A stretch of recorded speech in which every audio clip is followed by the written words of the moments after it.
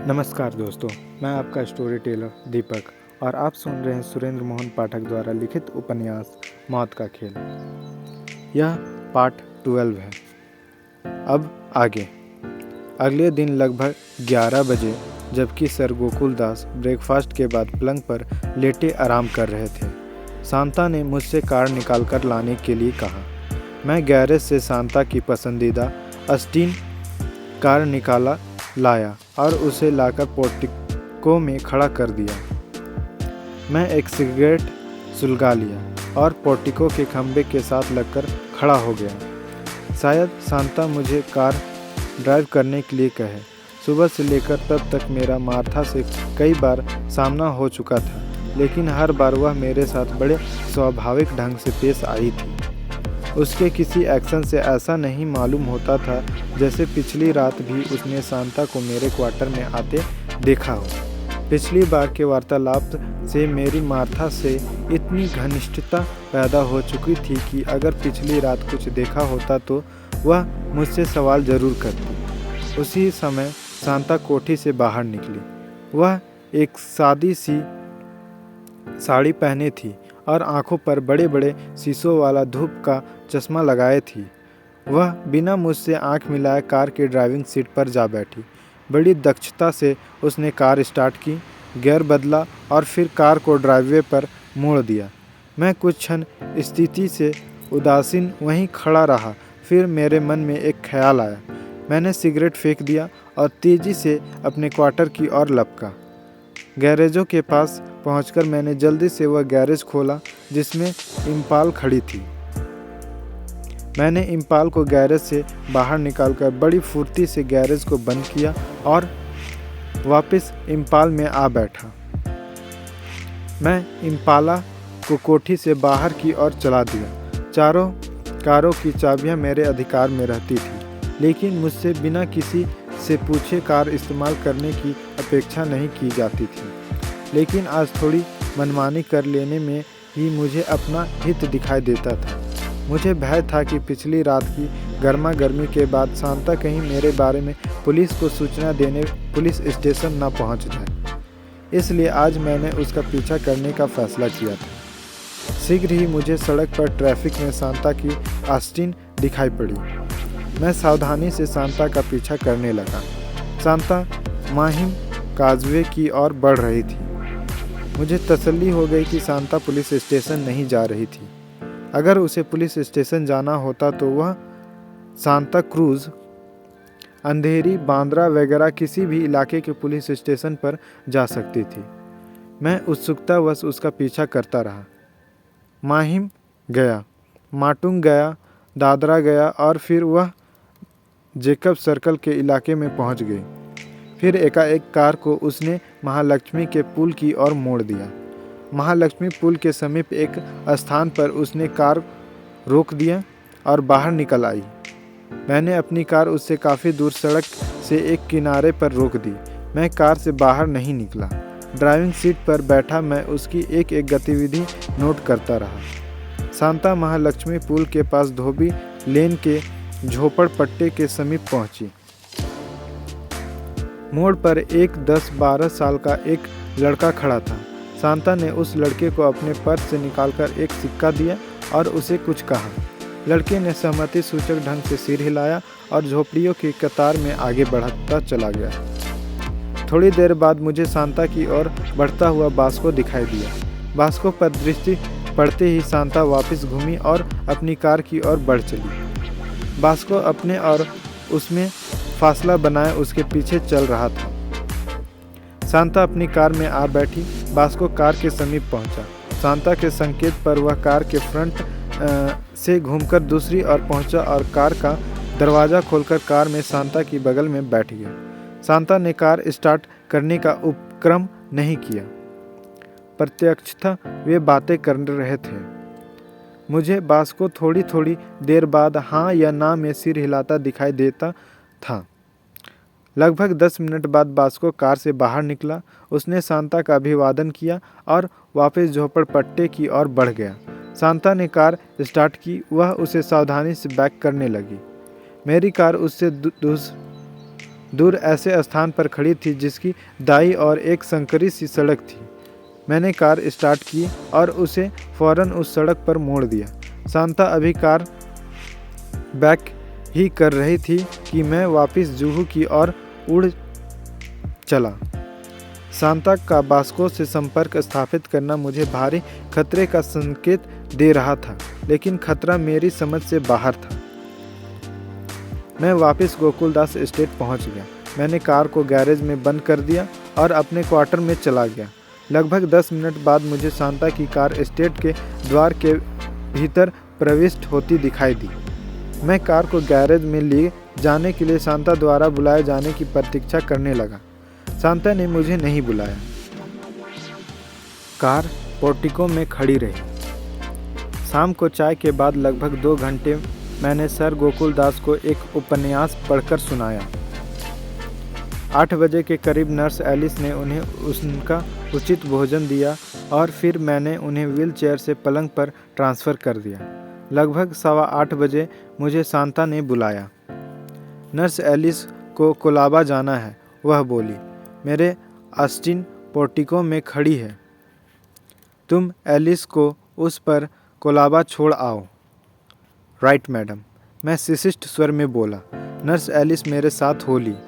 मैंने उसे कार में बिठाया और कोलाबा की ओर चल दिया। वापस में मुझे कितना इंतज़ार करना पड़ेगा मैडम? रास्ते में मैंने पूछा। तुम्हें वापस में इंतज़ार नहीं करना पड़ेगा, एलिस बोली। तुम मुझे कोलाबा छोड़कर वापस आ जाना। मैंने रात को वहीं रहना है। मेरी माँ की तबीयत ठीक नहीं है। कल सुबह मैं खुद वापस आ जाऊंगी। ओह, मैं बोला। आपकी गैर हाजिरी में साहब की तीमारदारी कौन करता है मैडम? साधारणतया मार्था करती है, लेकिन आज यह तकलीफ शांता मेम साहब को उठानी पड़ेगी। वजह? मैं सशंक स्वर में पूछा। मार्था बीमार है। उसकी कमर में दर्द है। मैंने उसे सेडेटिव दे दिया था। वह अपने कमरे में पड़ी सो रही होगी। मेरे कानों में घंटी बजने लगी, यानी कि असहाय गोकुलदास एस्टेट में शांता के साथ एकदम अकेला था। और शांता दिन में बास्को के साथ बहुत घुट घुट कर बातें करके आई थी। जरूर कोई गड़बड़ थी। कहीं शांता ने जानबूझकर तो वह मौका नहीं पैदा किया था। मेरे दिल की धड़कन तेज हो गई। मुझे लगने लगा कि सर गोकुलदास का शांता के साथ अकेले कोठी में मौजूद होना जरूर कोई गड़बड़ पैदा करने वाला था। रह रहकर मेरे नेत्रों के सामने कभी शांता का और कभी बास्को का चेहरा घूमने लगा। कोलाबा में जहां एलिस को जाना था, वह स्थान गोकुलदास एस्टेट से कम 20 मील दूर था। भीड़ भरी सड़कों पर मोटर चलाते समय आने जाने में कम से कम 1 घंटा लग जाने की पूरी संभावना थी। 1 घंटे में शांता और बास्को या शांता अकेली पता नहीं क्या कर गुजरे। मैं मन ही मन फैसला किया। मैंने 2-3 बार ब्रेक और एक्सीलरेटर के पैडल पर पांव बदले और फिर कार रोक दी। क्या हुआ? एलिस बोली। इंजन में कुछ गड़बड़ हो गई मालूम होती है। मैं कार से बाहर निकलता हुआ बोला। अभी देखता हूँ। मैंने कार को बोनट खोला और इंजन पर झुक गया। एलिस व्यग्रता से मेरी एक एक गतिविधि नोट कर रही थी। लगभग 5 मिनट यूं ही इंजन में हाथ मारते रहने के बाद मैंने कमर सीधी की। गाड़ी ठीक होने में पता नहीं कितनी देर लगे। इंजन की खराबी मेरी समझ में नहीं आ रही है। अच्छा यही होगा कि आप टैक्सी कर लें। ऑल राइट, वह बोली। मैं एक जाती हुई टैक्सी को रोका और उसमें एलिस को बैठा दिया। टैक्सी के दृष्टि से ओझल होते ही मैंने बोनट गिराया और फुर्ती से वापस कार की ड्राइविंग सीट पर आ बैठा। अगले ही क्षण मैं वापस गोकुलदास एस्टेट की ओर उड़ा जा रहा था। 5 मिनट में मैं वापस एस्टेट के समीप पहुंच गया।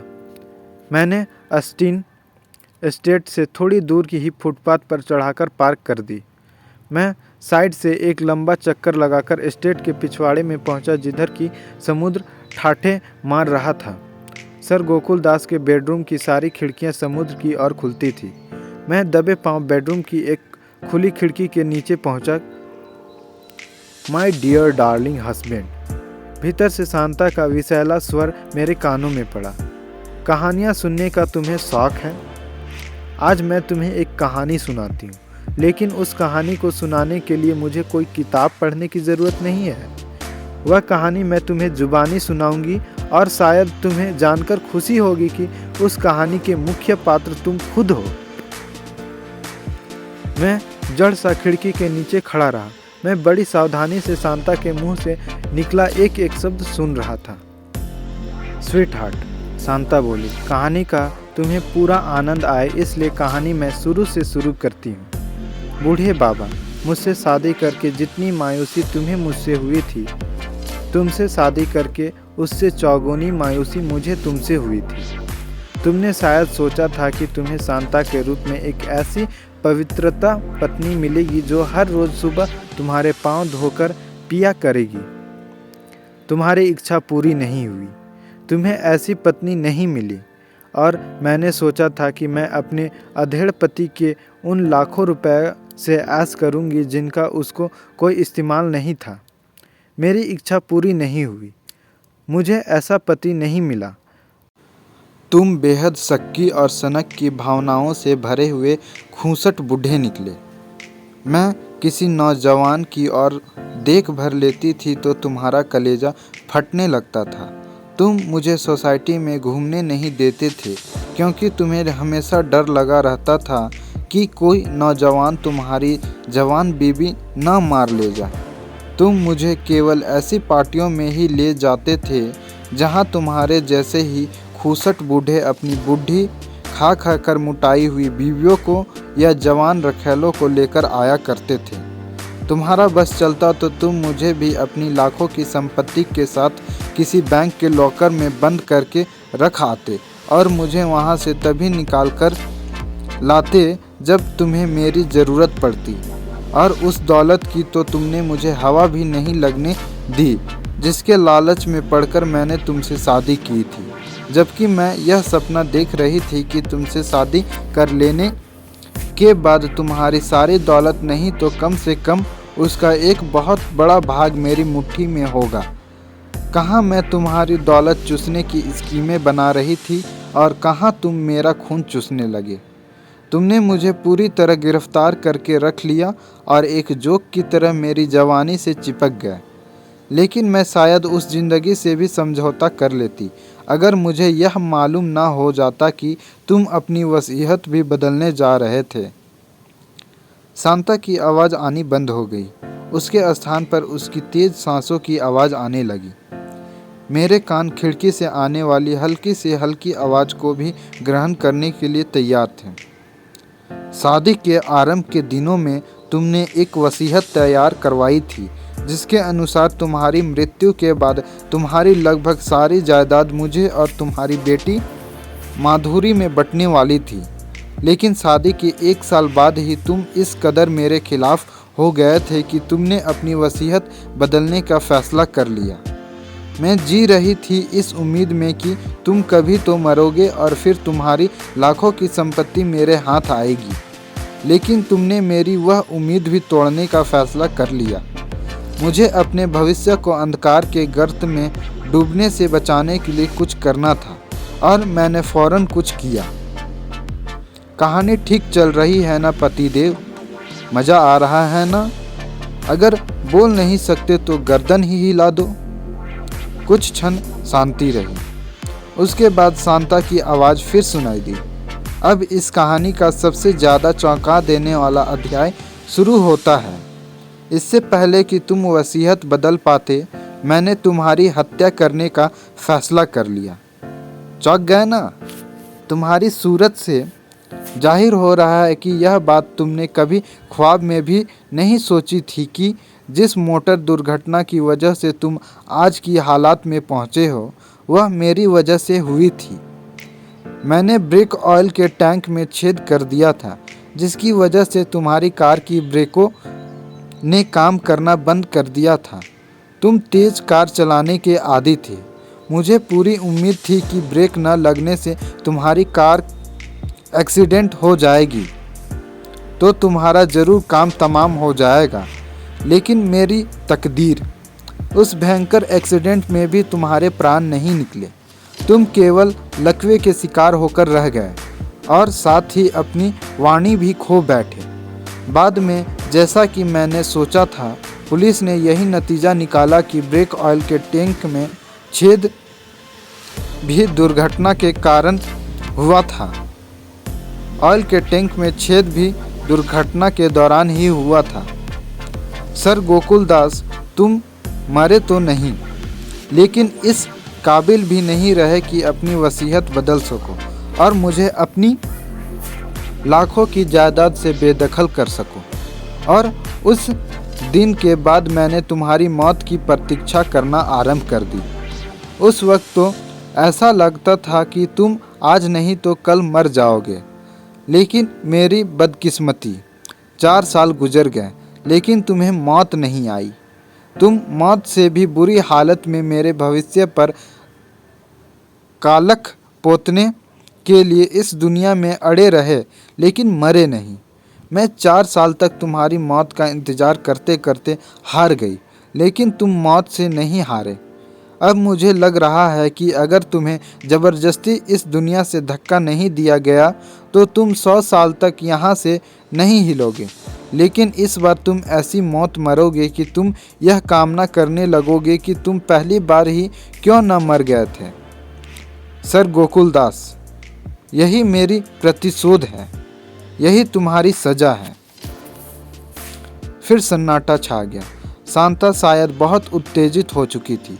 उसकी सांसों की आवाज़ मुझे बाहर साफ साफ सुनाई दे रही थी।